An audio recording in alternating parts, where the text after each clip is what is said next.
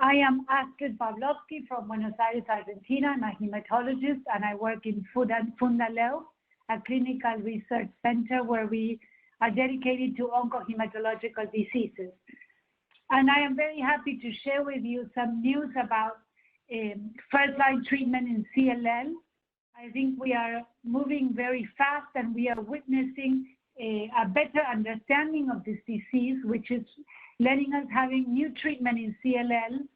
And I think the big question that is going on, and what we've had in IWCLL is, is chemotherapy still a first-line option for these patients?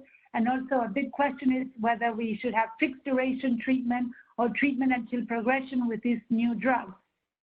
So that is what's going on, and there are many first-line clinical trials going on giving us new details. We know that CLL is one of the most frequent monoclonal B-cell disorders. The median age is still at a very advanced age, around 72 years old. And we've known for a long time that there's a tremendous amount of variation in the disease course. Some patients never need treatment, and other patients need treatment, some of them responding very well to first-line therapy. But now we have new prognostic factors, molecular prognostic factors. This is something also new. Before, we only had clinical staging system, that the VI or the Binet system, giving us different medium survival. But today, we can have more personalized treatment when we incorporate new molecular prognostic factors. And as has been shown in the different clinical trials that we will now talk about, the most important prognostic features are TP53 dysfunction, either deletion of 17p or TP53 mutation, and the IGHV status, whether it is mutated or unmutated. Those are probably the most clinically relevant. And we could also incorporate complex karyotype, which has shown to be a prognostic factor in some clinical trials. And I think the new thing that is not still clinically relevant, but that I think we're moving forward to incorporating is not one mutation, another mutations by next generation sequencing. But there's something important, that although we have so many new things going on, and one of the best things about these new target therapies in CLL, especially in frontline therapy, is that many of them have less toxicity than chemotherapy, and they are fit both for older patients and younger patients due to their great efficacy and low toxicity. But although this is true, we still believe, or I think clinical trials have not yet shown us that we should treat asymptomatic patients. And that's in previous to the IWCLL, in the ICML 2019, Dr. Fundaleu showed an international prognostic score for early stage chronic CLL for patients who did not have treatment yet, and we could divide the risk of progression with three very simple variables, whether it was IGVH unmutated, that was 1 point, palpable lymph nodes, that's another point, and lymphocytes greater than 1,500. So with this very easy score, we could divide the risk of the patients of having the need of treatment.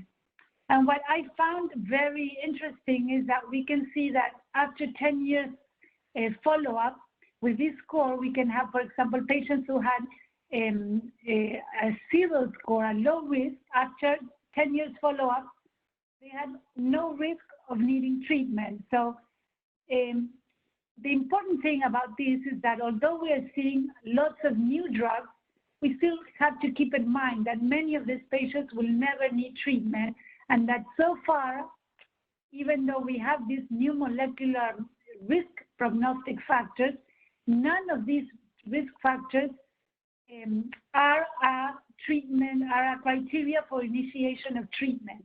Maybe they are, yes, a criteria for closer follow-up, but although we're facing this new area of target therapy, I think the best situation for the patient is whether they can avoid therapy at all. And I am introducing this because a new clinical trial was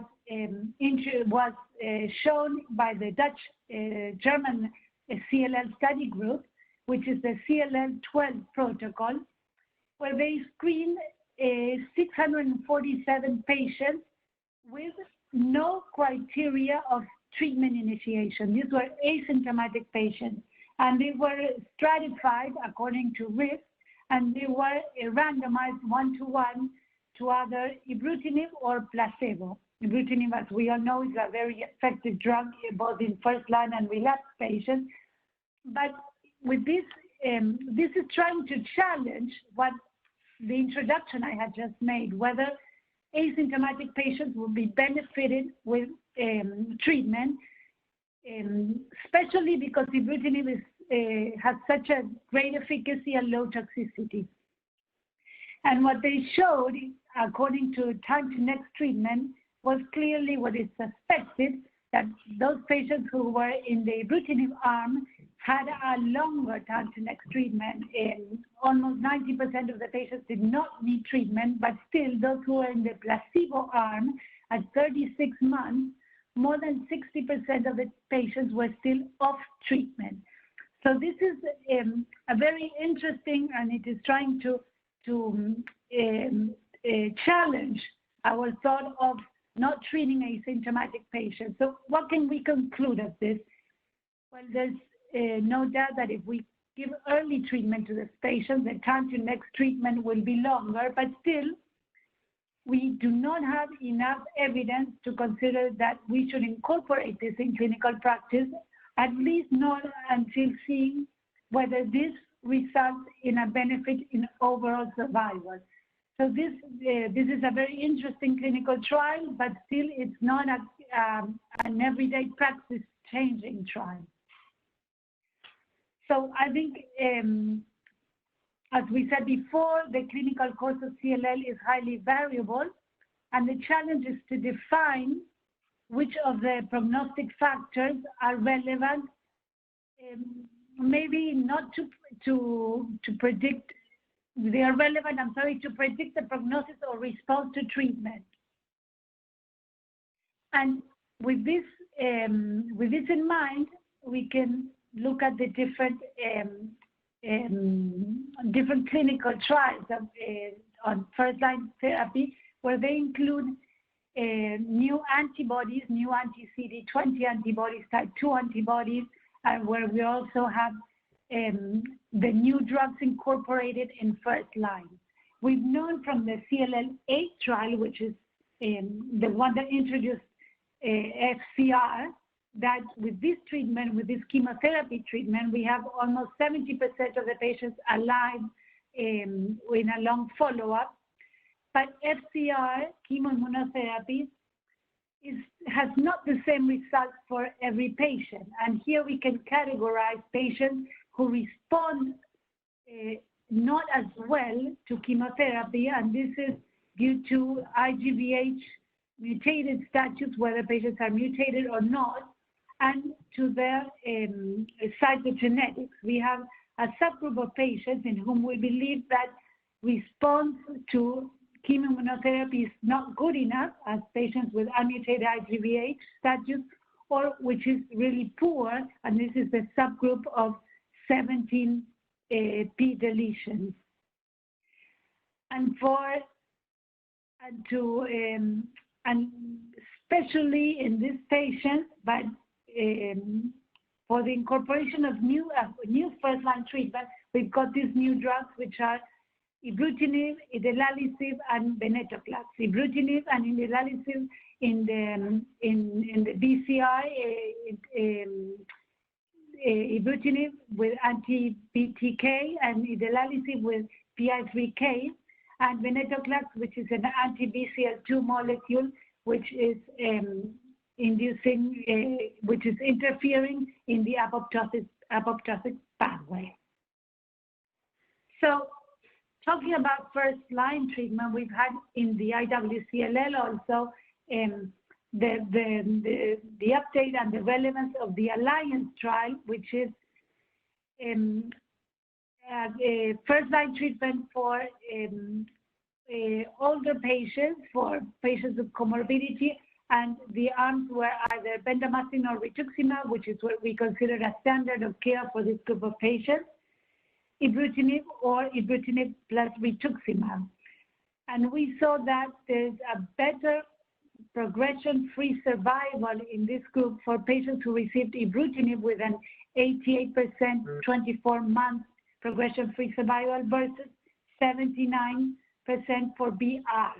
And something that we've seen not only in this trial, but in other first-line treatments, is that the incorporation of, or the addition of rituximab to ibrutinib doesn't seem to give any benefit. So if we would decide to use ibrutinib in first line, it seems that we might not need to use a rituximab, a rituximab combination. There's another very interesting trial, which is the ACRIN trial, which is also trying to challenge whether FCR should still be the first-line treatment for young patients. And this is for previously untreated patients with CLL who do require treatment, patients who are younger than 70 years old, who have a good performance status, a good renal function, who were able to tolerate chemoimmunotherapy with FCR. And patients were randomized to either receive ibrutinib plus rituximab versus standard FCR. And here we saw something very interesting again. For the whole group, the progression-free survival was better for patients receiving the ibrutinib rituximab arm. But if we divide these patients, whether in the IGHV status, patients with mutated IGHV had the same 3-year PFS for both groups, for FCR arm for ibrutinib plus rituximab, which was 88 and 82% with not a statistical p-value.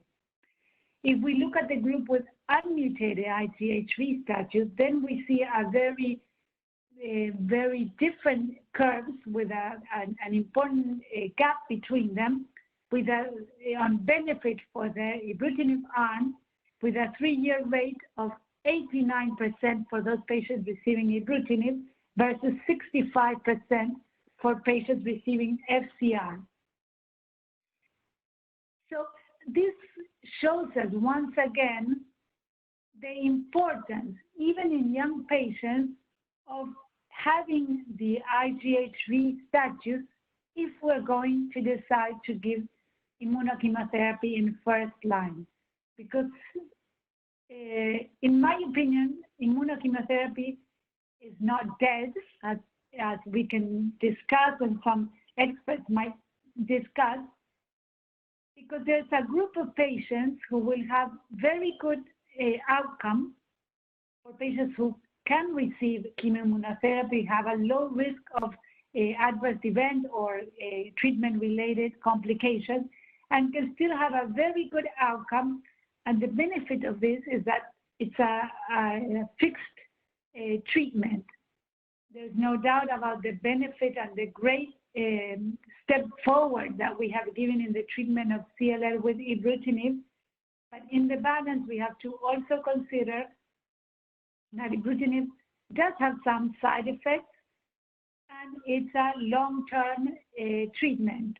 As far as we know, if we start treatment with ibrutinib as monotherapy, we have to consider that this treatment will probably last until adverse events or progression of disease. So in this trial, in the ECOG trial, the overall survival was in benefit of patients in the ibrutinib rituximab arm with a 3-year overall survival of 99 versus 93% if we look at the whole group of patients. So going on to another trial which is important is the CLL 11 trial, which basically shows that if we are going to use which obinutuzumab improves overall survival when compared to rituximab if for a group of patients with comorbidities or older age, we are going to use chlorambucil. So this is another big question, whether chlorambucil plus anti-CD20 is a suitable treatment for older patients.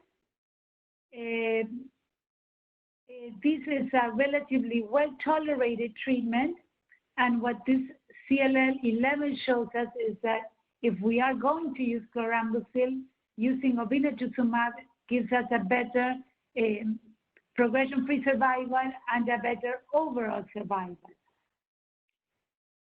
But we can discuss that we have more efficacious treatment for this group of patients other than a backbone with chlorambucil.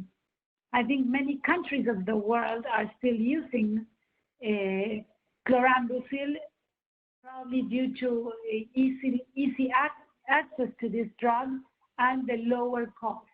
So this is a drug that I think, depending on the access you can have to new target agencies, you can still consider that in a special group of patients who are not able to tolerate chemoimmunotherapy, and if you don't have other target therapies, chlorambucil with a backbone with obinutuzumab shows a 5-year overall survival of over than 65%.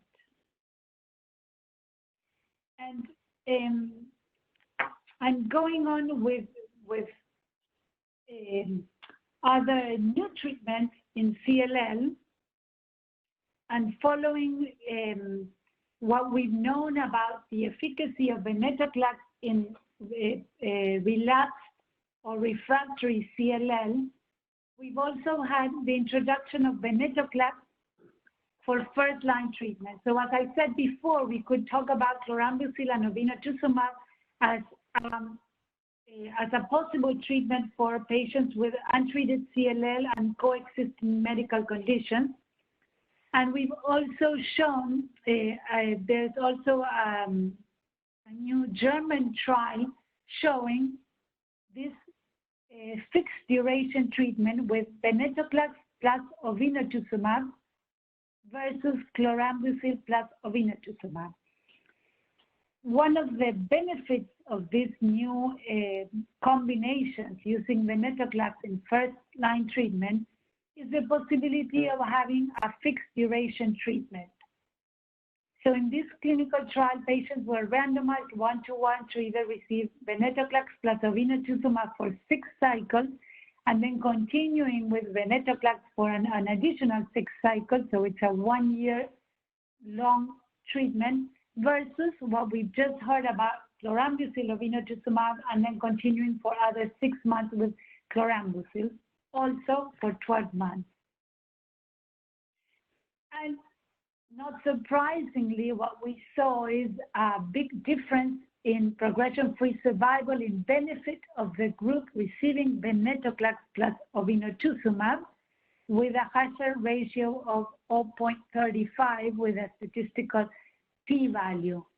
So if we look at the whole group of patients, we see once again that the introduction of venetoclax for first-line therapy in this group of patients with comorbidity is clearly beneficial over chlorambucil plus obinutuzumab. Now, once again, if we are going to discriminate the benefit of this target agent in first-line therapy, this benefit is more important, or maybe it is only important in those patients with unmutated IgV8 status.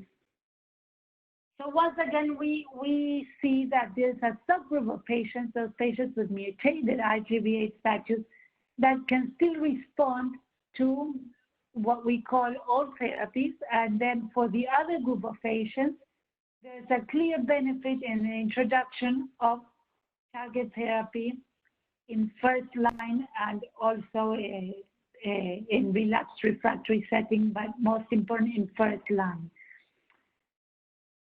And what is maybe the most important point when we're going to treat these patients with venetoclax and obinutuzumab is the benefit of obtaining MRD negativity. We've known for many years now that we are treating patients with chlorambucil. The probability of obtaining a complete response with MRD negativity is very low, and we know that this is a very powerful prognostic factor. So when we incorporate venetoclax plus obinutuzumab, one of the benefits we have with this first-line treatment is the high probability of obtaining an MRD negativity by NGS and also by flow cytometry. So this is the big question here is, because we clearly know that MRD negativity is a prognostic factor. So I think one big question, clinically relevant big question, which has not been answered by this clinical trial, is whether at the end of these 12 months of treatment, which is the design of the clinical trial, if patients are MRD positive, should we stop venetoclax, or is there a benefit of continuing with venetoclax in this subgroup of patients that did not obtain a negative MRD at end of 12 months treatment? So I think we're still learning. There's a lot that we will learn about the management of these patients, also clearly about toxicity in this group of patients, neutropenia, low blood count and low platelet count is one of the most frequent adverse events when using venetoclax and obinutuzumab in first-line treatment. And then the big line of investigation, which was also discussed in the IWCLL, is the combination of these new novel agents, ibrutinib and venetoclax, in first-line treatment of CLL. And the strategy behind this is maybe to start with ibrutinib monotherapy. In this way, we can lower down the blood counts or the bulky tumor of each patient with ibrutinib, trying to avoid what we've known from different trials about the risk of tumor lysis syndrome when using venetoclax. So the strategy behind this combination would be to start with ibrutinib and then follow with the combination of venetoclax plus ibrutinib, adding the benefit of the probability of obtaining a negative MRD when combining venetoclax to ibrutinib. So I think this has not yet been approved in any country. I believe the combination of both ibrutinib plus rituximab, but it has been published in New England Journal of Medicine about the benefit of this combination, which can also be a fixed time treatment when we are combining both agents, especially for those patients who achieve a negative MRD. So as we can see, many things are going on, and as I just tried to highlight to you, the importance also of the IgV8 status or 17p, especially when we are considering that we might treat young patients with immunochemotherapy. There's no difference in progression-free survival and overall survival if we're going to use ibrutinib regarding the IGHV status. So if we are going to consider how relevant it is to have a molecular marker of the IGHV status, it is relevant before we start first-line treatment if we think that some patients, we will be offering them still chemoimmunotherapy. If we are going to decide to start with ibrutinib as first-line therapy or with a combination of these targeted therapies, then IGHV status is no longer relevant both for PFS or overall survival. But 17p deletion, yes, is still a very relevant prognostic factor, and it's a factor that we should have in mind when deciding first-line treatment for young patients. So I think that if we keep all of this in mind, and we want to consider what is relevant when we're trying to decide which is the best first-line treatment, first we have to consider, as I said at the beginning, that if the patient has an inactive disease, has an asymptomatic disease, then it is irrelevant whether they have bad prognostic factors or not, molecular prognostic factors or not, because these patients, we still believe that there's no evidence to start early treatment. If patient has an active disease, then we have to consider different things, considering first the cytogenetics or whether patients have 17p deletion or p53 mutation. This is very relevant because this group of patients clearly should not have a first-line treatment with chemotherapy. So we will try to choose between ibrutinib, which is which has a high probability of controlling the disease, and the disadvantage is probably the long-term or the chronic disease, or venetoclax, as I mentioned before, venetoclax plus obinutuzumab. For patients who have 17p deletion, it is irrelevant the IGVH status, and target therapy should ideally be offered in first-line treatment. If patients do not have 17p deletion, and we have to mention that about 5% of patients at diagnosis before first-line treatment will have a 17p deletion, and we should also test on p53 mutation. These are two different things, and if we only do 17p deletion, we are missing on a small percentage of patients who will have p53 mutation with no 17p deletion.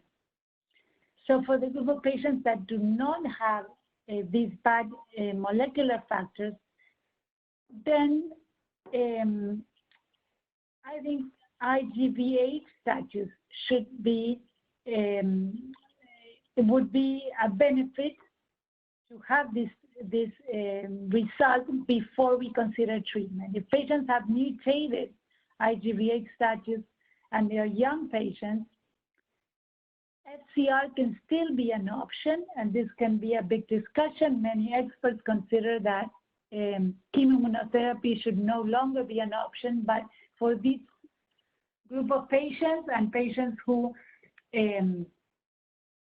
are willing to have this fixed chemotherapy duration, this could be an option, and BR, bendamustine rituximab, for older patients who are fit enough to receive a chemoimmunotherapy, or also ibrutinib, and we know the results of ibrutinib in first line from the RESONATE-2.